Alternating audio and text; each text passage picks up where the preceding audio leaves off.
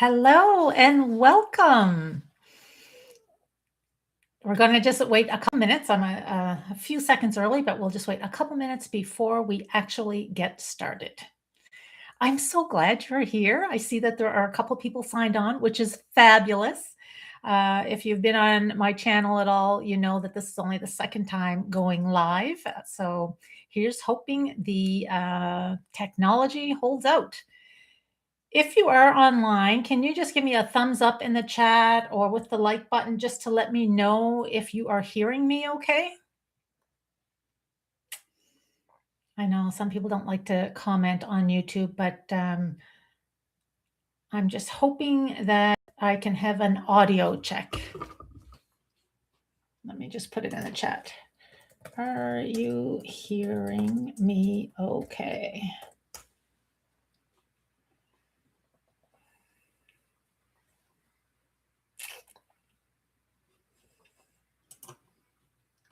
Okay. I'm not seeing anything, so I'm hoping I'm hoping there is audio.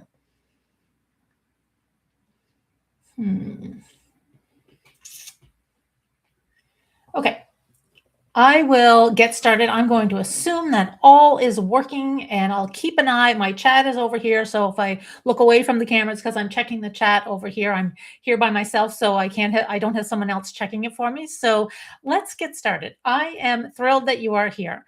I crossed the half marathon finish line a few days ago, and I have so much I want to share with you. I was going to put a video together, but I just couldn't get it. I just couldn't get my editing time done. So I thought, you know what? Even better, I'm going to go live and share some of the lessons, the learnings, the experiences while they're fresh in my mind. Oh, okay. Great. Thank you. Somebody confirmed that you can hear me. Thank you. I totally appreciate that. So here we are doing the YouTube live. And if you've seen my channel before in some of the videos, you're probably familiar with the event that I'm talking about. I did the half marathon, but it was at the Medavie Blue Nose Half Marathon event in Halifax, Nova Scotia, Canada. It is a fabulous event. I love it. And like all half marathons, it was 21.1 kilometers. Well, actually, on my watch, it was 21.38. I know, but who's counting those extra few kilometers? I am. That's who. I work for every one of them, and you know that too. If you're running a race, you know what your watch shows. But I think that's just probably because I was so far back in the line, it took me a while to get to the actual start line. So if we haven't met before, if you're new here, I am Angela, and this is my little YouTube channel, Lead Your Living. I live in Nova Scotia, Canada, and I've been a recreational runner for about 25 years. And I emphasize recreational runner. I'm not fast. I'm not out to beat times or break records. I'm just out to be consistent. And really, it's about healthy living for me over 50. Now that as I get older, the running goals are changing a little bit. And that showed true in this race event as well. So when I turn my head over here, I'm just checking the chats just to make sure that there's nothing unresponded to. Oh, good. I have a few people saying that they can hear. Thank you. So I retired from as a leader in the health system in 2022, and then I started this little YouTube channel in 2024, and I love it. Thank you for tuning in, and thank you to those of you who view on a regular basis. You are my inspiration. I just learn so much from the viewers and the comments. So I'm only new at this, only 2 years into it, but loving every minute of it. So let me give you a little bit of context before we jump into the race day summary and highlights. And because I'm new to the YouTube Live, I don't have any other streaming program, so I can't use slides and stuff. I don't know how to show photos. Maybe when I graduate as to the next level of YouTuber, I'll be able to incorporate slides and photos in my live sessions. But for now, it's just us chatting and telling the story. So a little bit about the background context. So as I said, I've been a recreational runner for about 25 years. And you don't have to be a runner to have interest in this video or the topics on my channel. This is about healthy movement, whatever that might look like for you. For me, it is running. And my full experience with an injury a little while ago. So in October, I hurt my back and I was sidelined out of commission for about 3 months from October to December. No running for a while, not a lot of walking. And I have journaled all of that on my channel, and there's videos on all of that, the good, the bad, the ugly. But long story short is during that time, I was pretty convinced that my running days were over. When you're struggling to bend your neck to brush your teeth or wash your face, or you can't get in your vehicle because you can't bend to get in the vehicle, you know you're a long ways from running. And although in the big picture, it's probably not considered a serious injury, it was a serious setback and serious injury for me. I'm still doing my exercises and still strengthening my back. And so when I was off on that pause for 3 months, trying to recover or trying to heal from that injury, I really did believe that that was the end of the running. Thankfully, I had a physiotherapist who totally believed that that was not the end of the running. She kept assuring me that this injury that I have was from sitting, and in particular, driving in a vehicle, but mainly from sitting. This wasn't an injury from running. So, although she was telling me that, I wasn't truly hearing that because I just knew how far I had slipped back and how far away I was from actually running again. So, although she kept encouraging me and kept telling me to make sure you move every day. My most comfortable position was laying flat on my back, and so it was easy to do that. But she would say, every day you have to move. And she had prescribed exercises. And she said, these are not for fun. The exercises are what are going to heal you and move you forward. All that said, she was right. She was right, and I think that's also why I'm just so grateful to be in this position, and also to share this journey with other people who you may have a setback of your own. And I just want you to be able to see that you can still move forward and not to be too discouraged if you're currently sidelined with your whatever your movement plan is, whether you're running, walking, biking, cycling, swimming, whatever it might be. I have a couple notes here just so that I keep on track, given it's a live session. So I just want to check on here. Um, I think I have covered all of that.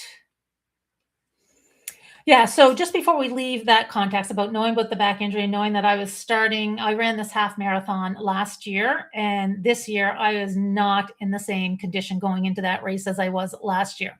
But that was okay. I was just so grateful that I was in good enough health to be running it. I didn't care that I was not in the same shape and same condition as I was last year. And so I just want to remind people that if you do have a setback of your own, don't lose sight of the small signals of improvement or the small signals that you see that you're moving forward. And it may even be as simple as you can bend and get in the car one day when you couldn't do that a few days ago or a couple of weeks ago. And it may be that, you know what, you're able to walk a little bit more. You're able to walk all around your house and you couldn't do that a couple of weeks ago. That doesn't seem like big steps forward when you're trying to get back to where you normally were, but they are big steps forward when you think about where you were when you had your injury. So do not lose sight of those small signals that tell you you're moving forward. They don't always have to be big and bold statements. Pay attention to them. Okay, race day or race day weekend. I want to talk about three things on this in this little live session about race day. I will put a video up in a couple weeks, but the three things I wanted to chat a little bit about are my playlists. If you register for runs, you probably have a love-hate relationship with your playlist. You may be very particular about your playlist. I had my playlists loaded and ready to go. The second thing I want to talk about is that this doesn't sound like a fun part, but porta potties. I scoped out the location of all the porta potties on the route. I had looked at it in the weeks leading up to the run. Again, this route was familiar to me, so I was kind of familiar with it. And even the night before the race, I was not studying, but I was glancing at where the porta potties were because that's a big thing for a runner. The third thing I'm going to chat a little bit about is how I completely changed my race strategy about 30 seconds before the gun went off. I know I talk a lot about having a plan, following the plan, Anyway, this race, I completely changed my race strategy, and I that's the third thing that I'll share about. But first, let's go to the playlist. So the playlist I had selected, normally when I'm running and training, doing long runs, I listen to podcasts. I don't listen to music a whole lot when I'm running, sometimes. But in a race, I listen to music. I need something that's going to motivate me, energize me. And I spent a lot of time this year picking out a song playlist that was ready to go. Songs that I loved, songs that I knew the words to so I could sing along to energize myself, and also songs that I knew would get me moving if I started to fade or if I had completely faded to a complete stop. And so I put a lot of attention into my music playlist. I'm so curious about whether this is a big issue for those of you who do run. Do you spend a lot of time getting your playlist ready, or do you just always go with the same playlist? So I had my music all queued up and ready to go. I also thought, just as a backup plan, even though I don't normally listen to music when I'm running, I thought, or sorry, when I'm racing, I don't usually listen to a podcast, but I thought, you know what? I'm going to just get a few podcasts in a queue, just ready to go in case the music is frustrating me and that I can't listen to it. And I just simply need someone talking in my ear. So I had podcasts lined up. I think I had 4 podcasts lined up, enough to do over 2 hours for the race. All was good. I made sure that my shocks, my earbuds were, I thought I had them here. My earbuds were charged the night before. I checked them a couple times. I even got out the little instruction manual to learn how to use them. They're fairly new to me, and I don't know how to change the volume and stuff and start and stop. Anyway, I educated myself, and I had it all set up for race day that all I had to do was click that little button in my left ear and it would start the playlist. I was feeling pretty good about it all. And I had rehearsed about, okay, if the playlist fails, this is what you do. Anyway, I spent a lot of time on the playlists. The experience I want to share with you is I never turned it on. Not once. Not for the full 21 kilometers did I ever turn it on, or the 21.1 or the 21.38 kilometers. I did not once turn it on. So that's my first kind of lesson and experience. And I'm so curious to hear about what other people do for playlists. The second thing I want to chat about is the porta potty locations.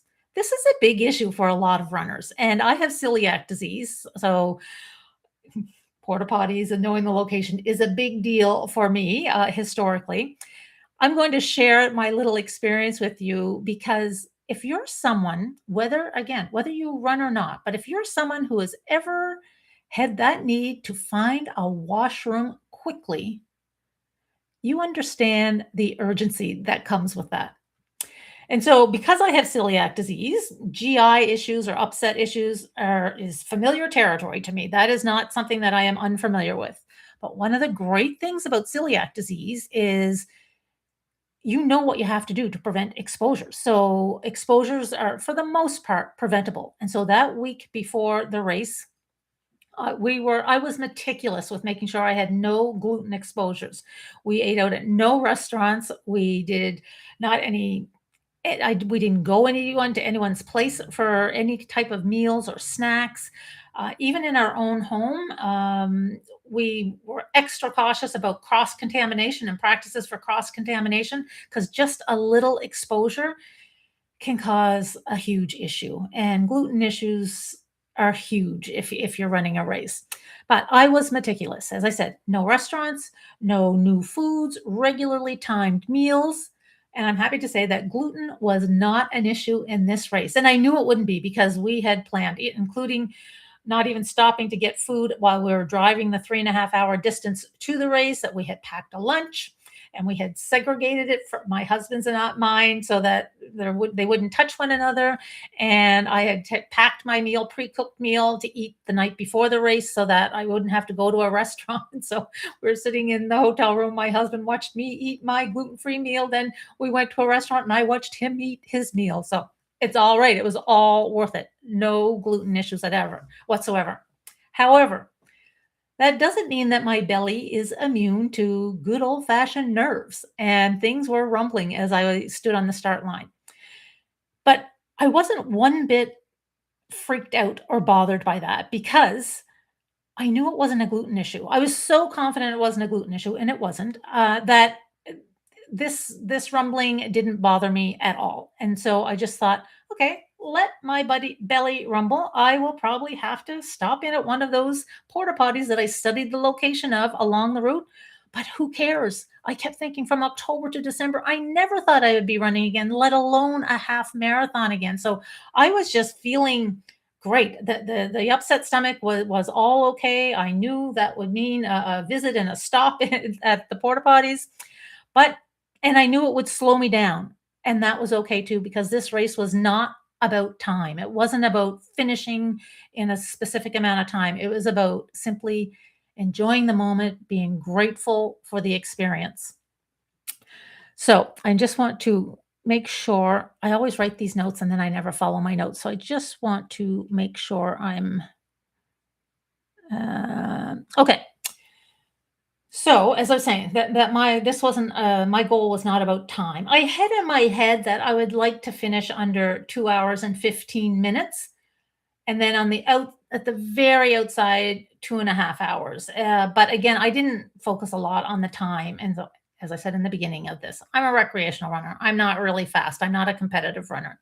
And so this race for me at 58 years old, after 3 months of no running and thinking I would never run again, was simply about finishing healthy, nothing else. And that meant a strong commitment to my training weeks, listening to my body, revising the plan as needed. And I did have to do that with my plan, my training plan. About, I don't know where I was. I followed a 10-week plan.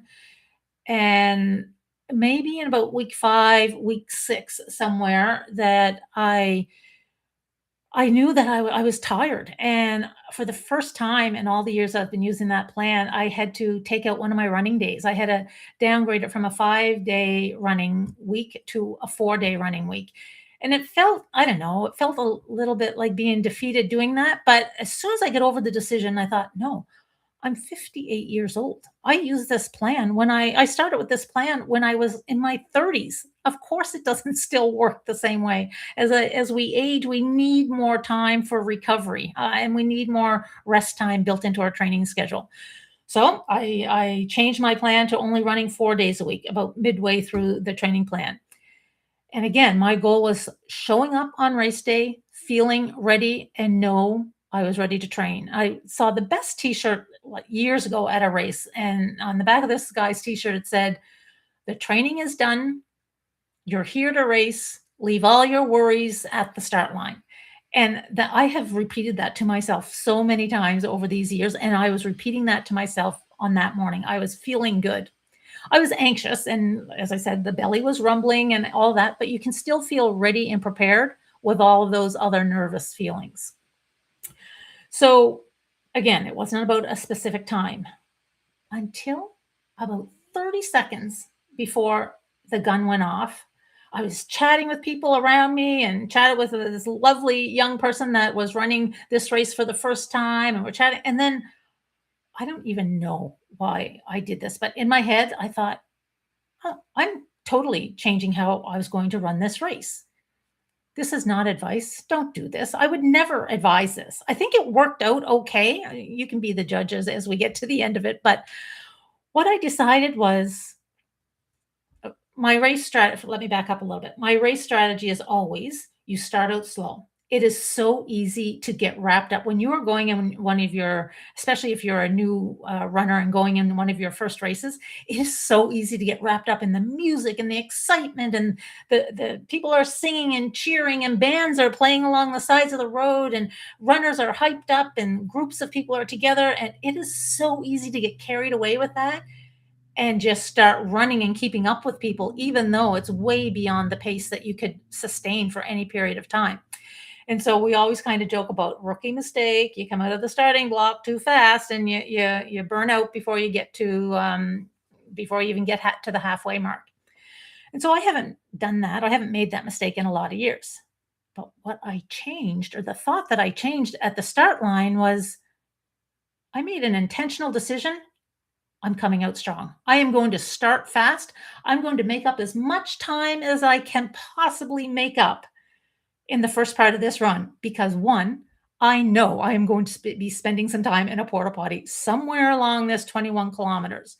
And if I can get the first 8 to 10 kilometers in at a pretty good pace, that'll save some time. The other reason I switched this plan at the last minute is I've been on the same start line for a few years. I've done this half marathon race in this event for, I don't know, 6 or 7 years. And I know that whether I start slow or whether I start fast, I completely crash at about the 12-kilometer mark. And that is just as you enter what's called Point Pleasant Park. For those, if any of you are local, that is a park in the city. It is like a never ending 5 kilometers of hills. You go up one big hill and you think, oh, thank God that's done. And then you look over and you see that hill and there's different paths and you think, oh, please, please, please don't let the route be going up that hill. Let it be going this other path. No, of course it's up that next hill. Anyway, Point Pleasant Park has historically destroyed me every time I run this race, whether I start out fast or slow.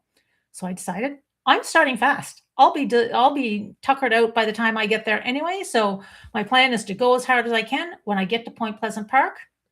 That 12 and that happens at about the 12-kilometer route when we start to enter the park. I'm just going to slow down. I'm going to walk. I'll get myself kind of regrouped. And I know there are porta potties there if I can make it to that distance. So that's what I did. And surprisingly, the first 1 or 2 kilometers, as I was going through in my head and I was thinking about, okay, this is a good plan. Like I'm going to go fast. I did secretly keep thinking, oh my goodness, I knew my husband was tracking me and tracking my time. And I kept thinking, if he sees this pace, I hope he's not going to think, oh, look at her go. She's going to like kill this race. She's going to like, look how fast. I knew I would never be able to maintain that pace, but I was thinking, oh, if he's watching, I feel kind of bad because he'll see it start to slow, slow, slow. But regardless, in the end, he knew me well enough. He knew that that was not going to be sustained, but it worked pretty good. And so the first 1 or 2 kilometers, the whole belly thing started to settle. And I thought, oh yeah, that was just nerves. That was nerves. That's just good old nerves that come with registering for a race. And so I kept going. And I'm trying to look at my notes here to see. Oh yeah, I skipped over all of that. Okay, that's all right. So I got to, I'll jump ahead to probably about 9 kilometers. I was starting to feel it, but I was able to maintain a higher pace for me. And so for those, if any of you are runners, a higher pace for me was about 5:20, 5:30. I rarely run faster than 6 minutes per kilometer. And so 5 minutes and 20 seconds to 5 minutes and 30 seconds per kilometer was pretty fast for me. And I was able to maintain that, I forget, like about 8 or 9 kilometers. And then I could feel the rumbling start. And I thought, at first I panicked and I thought, okay, this is part of the plan. I knew this was going to happen. So start looking out for a porta potty. And maybe if I could make it, I wanted to make it to 10 kilometers before I fueled. A lot of people take gels that they eat when they run a long distance. I don't know if any of you do that. I had some of our local honey that we have here in a little Ziploc bag in my running belt. I was also a little bit worried because also in my running belt, because I knew there would be a porta potty break, I had a little bottle of hand sanitizer and I kept thinking, oh, please, please, please don't let the hand sanitizer rip open and spill and get mixed up with the honey, or don't let the honey rip open and get mixed up. I should never have put them together, but I only thought about that afterwards. It all worked out fine. They did not get mixed up. So around 10 kilometers, I thought, yeah, things are not feeling great. So at 9 or 10 kilometers, I took the honey, about a tablespoon of honey. And it doesn't feel great when you take it's just like a glob of hardened honey, but it melts and it dissolves in your mouth. And then there was a water station coming up. And so I had a little bit of hydration. And I thought, okay, the cramps are there, but I'm going to just start running slowly. And then things started to settle again. And then I knew too that those cramps, I was just dehydrated. That all of you, if you've ever done a run, you know that that's what happens at midway point in a run where you're pushing really hard. So we got to just before Point Pleasant Park, and I thought, okay, I'm gonna like go into the porta potty, and this is where the porta potty plan, kind of went sideways for the first time. There was a lineup I never expected a lineup at the porta potties that are en route. There's always big lineups at the porta potties at the start line, but usually en route, there's not. Now, not huge lineups, but two or three people waiting. And I thought, oh, good heavens, I can't. No, no, I'm not doing that. And so I wasn't in dire straits. So I kind of kept going through that one. And I thought, I know there are a couple more stations coming up, and again, feeling pretty good. And so the the next one, that I came to, and this is I'm sharing the porta potty story because this is a huge issue for a lot of runners, even walkers. I know there are a lot of us who have these cranky bowels that just, yeah, can be inconvenient sometimes. So this is why I'm sharing these icky details. I think it's important to know you can work around it. There's always another plan. But at this point when I saw the lineup at the porta potties, that's when I'm thinking, "Oh, you dumbass. Why did you not stick with the original plan? Like, why would you ever change the strategy, like, out of the starting blocks?" And anyway, so be it. That was done. I couldn't change what had happened. I'm just checking on the time. Ooh, okay. I better speed this up because we're only supposed to go for a half hour. I've timed it for. So the next porta potty, I was feeling good. So I went right by it. Silly. Mistake number two. Then the next one, there was a lineup. And so at this point, I'm coming like I'm almost out of Point Pleasant Park. And I'm thinking, that strategy worked. Thank you, Dylan, my son, if you're listening, because a couple of weeks before, the week before, he had went online and we figured out what the distance of that park is. I always had it said in my head, I think it's around 2 kilometers. It's 5 kilometers. No wonder it always seems never ending to me. And so knowing that, I was good. I took a lot of walk breaks. I slowed down. I would get myself refocused. I would do some slow nose breathing in and out just to try and get my heart rate down a little bit because it was up there. I was pushing hard.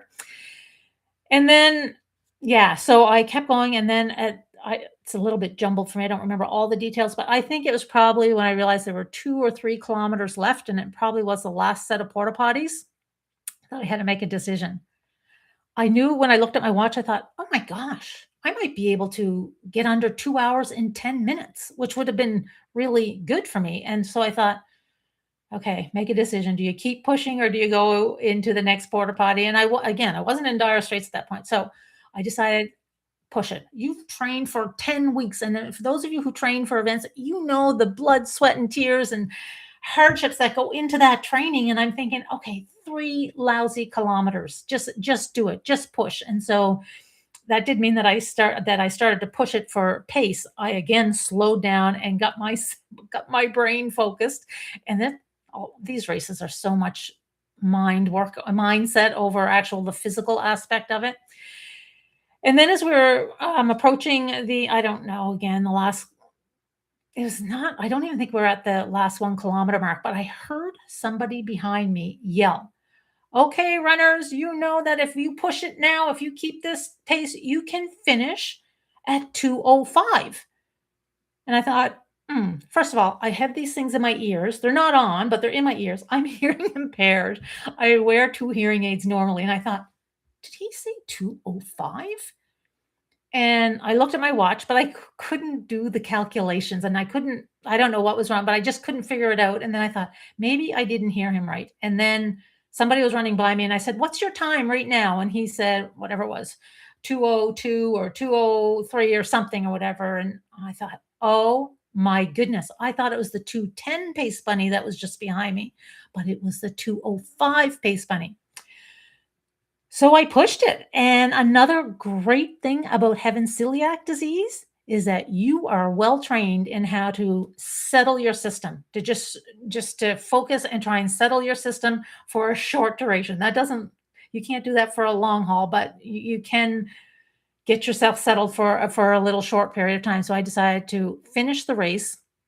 And as I got there, I looked at my time and I come over the finish line in just under 2:05. And so just to let you know what that means, I don't know if you can see this. Let me just try, because I don't know how to use slides, but these are my times from previous years. So when I was 43 years old in 2011, I did this same route, this same half marathon route, in 2:05:31. And then I did it a couple of years after that in 2013 at 1:58, then 1:59, then 2 minutes. Obviously, I'm just looking at this now, really looking at this for the first time. For when I was 45, that's 13 years ago. I was just under 2 hours. And then you can see 2016, I was 48, 2019, I was 51 years old, and I did it in 2 hours and 7 minutes. And last year, when I felt like I was in much better shape, I did it in 2 hours and 8 minutes. And so that was when I was 57 years old. And this year, I don't know if these, I hope when I'm showing these, you know how the camera kind of inverts things? I hope this is showing on your video the right way. And so this one was 2:04:46 at 58 years old. And so I was thrilled. When I that last part when I heard him say, "We can make this in under 2:05," and then I checked with that other runner what his watch said, and he told me that whatever it was, 2:03 or 2:02, 2:04, I can't even remember, but I can't even describe the feeling when I realized that this is happening. Like, never in my wildest dreams did I think it would be better than last year, and so went through the finish line, and my husband was there to greet me, and then thinking back on it, I can't even remember if I hugged him, if I can't remember. All I knew is that I needed a porta potty. I said to him, "Where are the porta potties? I gotta go." He's used to this. He's used to this urgency and sense of panic that I sometimes have about it. And he says, "They're over there." Just where they were on the start line when you went to them. And I said, "Well," and I felt so disoriented. I said, "You need to take me. You need to take me," because I just couldn't figure out where it was. So he led the way. I made it. It all turned out great. But I have to tell you, and I'm embarrassed to say this, but this is my YouTube channel, and my YouTube channel is totally about my YouTube viewers. And so I want to share this with you. There were a lot of thoughts going through my head that time. Not only was I thinking how mortified I'd be if I didn't make it to the porta potty, but I was also thinking, how will I tell this story to my YouTube viewers? Why that thought was on my mind at that point, but I guess just another reminder that how great it is to have this community of support people and people who are either running, walking, and again, it doesn't have to be about running, but who are just trying to push forward to a goal or to get a little bit better or to at least maintain your health. This supportive community is huge, and I'm so grateful for you for that. I know this is not a part of running that people like to talk about, but it is a very real part of running. And it is definitely a real part of living with celiac disease or any GI disorder, whether that's Crohn's disease, whatever it might be.